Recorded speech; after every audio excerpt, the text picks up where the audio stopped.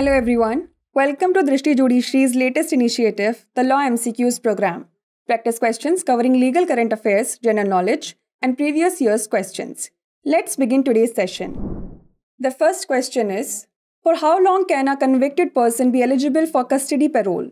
Up to 6 months, up to 14 days, up to 3 months, और up to 1 year. एक दोषी व्यक्ति कितने समय तक कस्टडी पैरोल के लिए पात्र हो सकता है? 6 महीने तक, 14 दिन तक, 3 महीने तक या 1 वर्ष तक? The correct answer is option B, up to 14 days. इसका सही उत्तर है ऑप्शन बी, 14 दिन तक. Recently, the Delhi High Court in the case of Sonu Sonkar versus the Lieutenant Governor Delhi and others ruled that a convict cannot be granted parole for the purpose of procreation or maintaining a relationship with his live-in partner if he already has a legally wedded wife and children from that marriage. Custody parole, emergency provision, all convicted persons, except foreigners and those on death row eligible for 14 days. Reasons include death or marriage in family. Regular parole, offenders who served at least 1 year eligible, maximum 1 month, granted for reasons like marriage, accident, death, illness in family or childbirth. हाल ही में दिल्ली उच्च न्यायालय ने सोनू सोनकर बनाम उपराज्यपाल दिल्ली और अन्य के मामले में फैसला सुनाया कि किसी दोषी को संतान पैदा करने या अपने लिव इन पार्टनर के साथ रिलेशनशिप बनाए रखने के लिए पैरोल नहीं दी जा सकती अगर उसके पास पहले से ही कानूनी रूप से विवाहित पत्नी और उस शादी से बच्चे हैं. कस्टडी पैरोल, आपातकालीन प्रावधान. सभी दोषी व्यक्ति विदेशियों और मौत की सजा पाने वालों को छोड़कर 14 दिनों के लिए पात्र हैं. कारण में परिवार में मृत्यु या विवाह शामिल है. नियमित पैरोल, ऐसे अपराधी जिन्होंने कम से कम 1 वर्ष की सजा काट ली हो पात्र हैं. अधिकतम 1 माह. विवाह, दुर्घटना, मृत्यु, परिवार में बीमारी या प्रसव जैसे कारणों के लिए अनुदान दिया जाता है. Next question is, what does section 299 of the CRPC deal with? Admissibility of evidence, record of evidence in absence of accused, examination of witnesses और बेल प्रोसीजर्स. CRPC की धारा 299 किससे संबंधित है? साक्ष्य की स्वीकार्यता, अभियुक्त की अनुपस्थिति में साक्ष्य का रिकॉर्ड, गवाहों की जांच या जमानत प्रक्रियाएं. The correct answer is option B, record of evidence in absence of accused. इसका सही उत्तर है ऑप्शन बी, अभियुक्त की अनुपस्थिति में साक्ष्य का record. Recently in Sukhpal Singh versus NCT of Delhi, the Supreme Court ruled that if prosecution witnesses can't be brought to testify after the accused is arrested, their statements recorded earlier can be considered substantive evidence under Section 299 of the CRPC. Section 299 of the CRPC deals with recording evidence in the absence of the accused. It is now outlined in Section 335 of the भारतीय नागरिक सुरक्षा संहिता 2023. हाल ही में सुखपाल सिंह बनाम NCT Delhi मामले में supreme court ने फैसला सुनाया कि यदि अभियोजन पक्ष के गवाहों को आरोपी की गिरफ्तारी के बाद गवाही देने के लिए नहीं लाया जा सकता है तो पहले दर्ज किए गए उनके बयानों को CRPC की धारा 299 के तहत ठोस सबूत माना जा सकता है. CRPC की धारा 299 अभियुक्त की अनुपस्थिति में साक्ष्य दर्ज करने से संबंधित है. अब इसे भारतीय नागरिक सुरक्षा संहिता 2023 की धारा 335 में रेखांकित किया गया है. Next question is, what is the purpose of the doctrine of restitution? Equal compensation, enforce all contracts, prevent unjust retention और नलीफाई वॉइड कॉन्ट्रैक्ट्स. पुनर्स्थापन के सिद्धांत का उद्देश्य क्या है? समान मुआवजा, सभी अनुबंधों को लागू करें, अन्यायपूर्ण प्रतिधारण को रोकें या शून्य अनुबंधों को रद्द करें. The correct answer is option C, prevent unjust retention. इसका सही उत्तर है ऑप्शन सी, अन्यायपूर्ण प्रतिधारण को रोकें. The doctrine of restitution has envisaged in the Indian Contract Act 1872 pertains to the restoration of benefits received by a party under a contract that is subsequently declared void or unenforceable. However, it is not explicitly mentioned in ICA.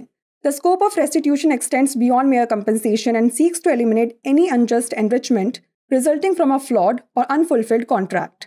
Essentially, it is designed to prevent a party from unjustly retaining the benefits derived from a contract that fails for legal reasons. पुनर्स्थापन का सिद्धांत, जैसा कि भारतीय अनुबंध अधिनियम 1872 में परिकल्पित है, एक अनुबंध के तहत एक पक्ष द्वारा प्राप्त लाभों की बहाली से संबंधित है, जिसे बाद में शून्य या अपरिवर्तनीय घोषित कर दिया जाता है. हालांकि ICA में इसका स्पष्ट रूप से उल्लेख नहीं किया गया है. पुनर्स्थापन का दायरा केवल मुआवजे से परे तक फैला हुआ है और किसी त्रुटिपूर्ण या अधूरे अनुबंध के परिणाम स्वरूप होने वाले किसी भी अन्यायपूर्ण संवर्धन को समाप्त करने का प्रयास करता है. अनिवार्य रूप से यह किसी पक्ष को कानूनी कारणों से विफल होने वाले अनुबंध से प्राप्त लाभों को अनुचित रूप से बनाए रखने से रोकने के लिए डिजाइन किया गया है। Next question is, under which act was the bar council of India established? Legal practitioners act 1956, lawyers regulation act 1960, advocates act 1961 और bar council act 1963। Bar council of India की स्थापना किस अधिनियम के तहत की गई थी? कानूनी व्यवसाय अधिनियम 1956, वकील विनियमन अधिनियम 1960, अधिवक्ता अधिनियम 1961 या बार काउंसिल अधिनियम 1963। The correct answer is option C, advocates act 1961। इसका सही उत्तर है ऑप्शन सी, अधिवक्ता अधिनियम 1961। The Bar Council of India is a statutory and autonomous body established under the Advocates Act 1961. BCI regulates the legal education and legal practice in India and exercises disciplinary authority over advocates. BCI consists of elected members from each state bar council for a 5-year term. BCI also have 2 ex officio members, including Attorney General of India and Solicitor General of India. Chairman and Vice Chairman are elected from among the members of BCI for a term of 2 years.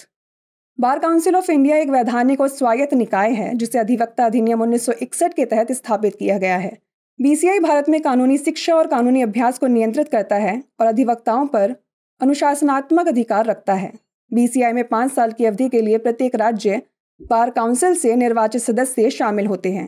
BCI में 2 पदेन सदस्य भी होते हैं जिनमें भारत के attorney general और भारत के सॉलिसिटर जनरल शामिल हैं। अध्यक्ष और उपाध्यक्ष को 2 साल की अवधि के लिए बीसीआई के सदस्यों में से चुना जाता है। The last question is, disclosure of identity of victim of rape is punishable in Indian penal code under section 228, section 228A, section 229 और सेक्शन 229A। बलात्कार की पीड़िता की पहचान का खुलासा भारतीय दंड संहिता के तहत दंडनीय है।